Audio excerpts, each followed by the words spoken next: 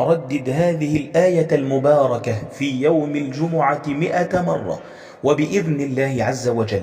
لن تأتي الجمعة التي بعدها إلا وقد فرج الله كربك وأزال همك ورزقك من حيث لا تحتسب وقضى عنك دينك. وقبل أن نتعرف على هذه الآية المباركة، رجاء دعم هذا الفيديو بالإعجاب وترك تعليق بالصلاة والسلام على النبي صلى الله عليه وسلم، فمن صلى عليه صلاة صلى الله عليه بها 10. إخواني الكرام، هذه الآية المباركة آية عجيبة تشتمل على أهم دعاء يحتاج إليه كل واحد منا، لأن هذا الدعاء به فرج الله كرب قوم وأعادهم به إلى الحياة. يوم الجمعة من أفضل الأيام ولا يرد فيه الدعاء، كما ورد ذلك عن النبي صلى الله عليه وسلم. ويسن لنا في يوم الجمعة أن نقرأ سورة الكهف، فبها ينير الله قلبك وطريقك وحياتك. وفي سورة الكهف آية عجيبة بها دعاء عظيم ينجي الله عز وجل به من أي كرب، بل بهذا الدعاء يعيد الله عز وجل الإنسان إلى الحياة بعد أن وصل لمرحلة الموت من الهم والكرب والضيق. فعندما تقرأ سورة الكهف من أولها آية بعد آية حتى تصل إلى قول الله عز وجل: أم حسبت أن أصحاب الكهف والرقيم كانوا من آياتنا عجبا. هؤلاء فتية قد فروا بدينهم من ملك ظالم غاشم، وكانوا في هم وضيق شديد، وعند ذلك لجأوا إلى الله عز وجل بهذا الدعاء العظيم الذي هو موجود في هذه الآية. إذ أوى الفتية إلى الكهف فقالوا: ربنا آتنا من لدنك رحمة وهيئ لنا من أمرنا رشدا. ردد هذه الآية وهذا الدعاء: ربنا آتنا من لدنك رحمة وهيئ لنا من أمرنا رشدا. رددها 100 مرة، وإن وجدت لها حلاوة فزد في تكرارها، فهذه علامة على استجابة الله عز وجل لك. الحمد لله الذي أنزل على عبده الكتاب ولم يجعل له عوجا قيما لينذر بأسا شديدا من لدنه ويبشر المؤمنين الذين يعملون الصالحات أن لهم أجرا حسنا ماكثين فيه أبدا، وينذر الذين قالوا اتخذ الله ولدا ما لهم به من علم ولا لآبائهم، كبرت كلمة تخرج من أفواههم إن يقولون إلا كذبا، فلعلك باخع نفسك على آثارهم إن لم يؤمنوا بهذا الحديث أسفا. إنا جعلنا ما على الأرض زينة لها لنبلوهم أيهم أحسن عملا، وإنا لجاعلون ما عليها صعيدا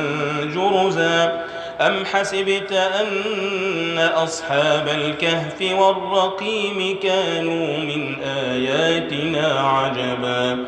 إذ أوى الفتية إلى الكهف فقالوا ربنا آتنا من لدنك رحمة وهيئ لنا من أمرنا رشدا. فضربنا على آذانهم في الكهف سنين عددا ثم بعثناهم لنعلم أي الحزبين أحصى لما لبثوا أمدا. نحن نقص عليك نبأهم بالحق إنهم فتية آمنوا بربهم وزدناهم هدى. وربطنا على قلوبهم إذ قاموا فقالوا ربنا رب السماوات والأرض لن ندعو من دونه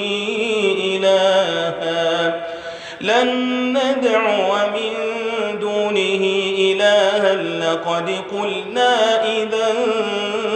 شططا هؤلاء قوم اتخذوا من دونه آلهة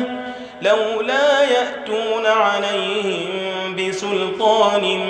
بين فمن أظلم ممن افترى على الله كذبا وإذ اعتزلتموهم وما يعبدون إلا الله فأووا إلى الكهف ينشر لكم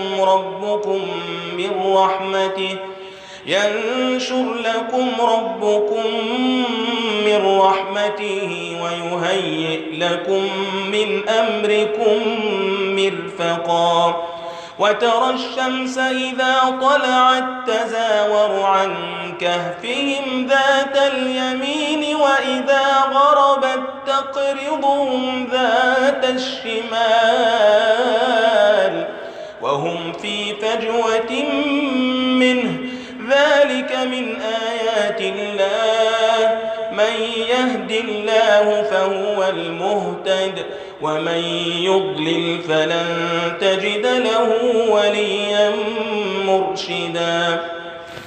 وتحسبهم أيقاظا وهم رقود ونقلبهم ذات اليمين وذات الشمال وكلبهم باسط ذراعيه بالوصيد لو اطلعت عليهم لوليت منهم فرارا ولملئت منهم رعبا وكذلك بعثناهم ليتساءلوا بينهم قال قائل منهم كم لبثتم قالوا لبثنا يوما أو بعض يوم قالوا ربكم أعلم بما لبثتم فابعثوا أحدكم بورقكم هذه إلى المدينة فلينظر أيها أزكى طعاما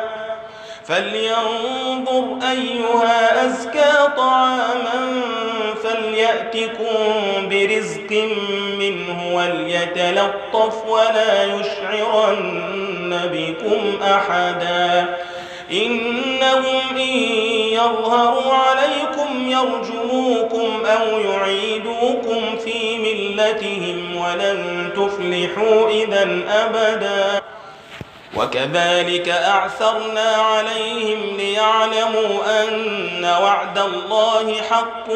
وأن الساعة لا ريب فيها إذ يتنازعون بينهم أمرهم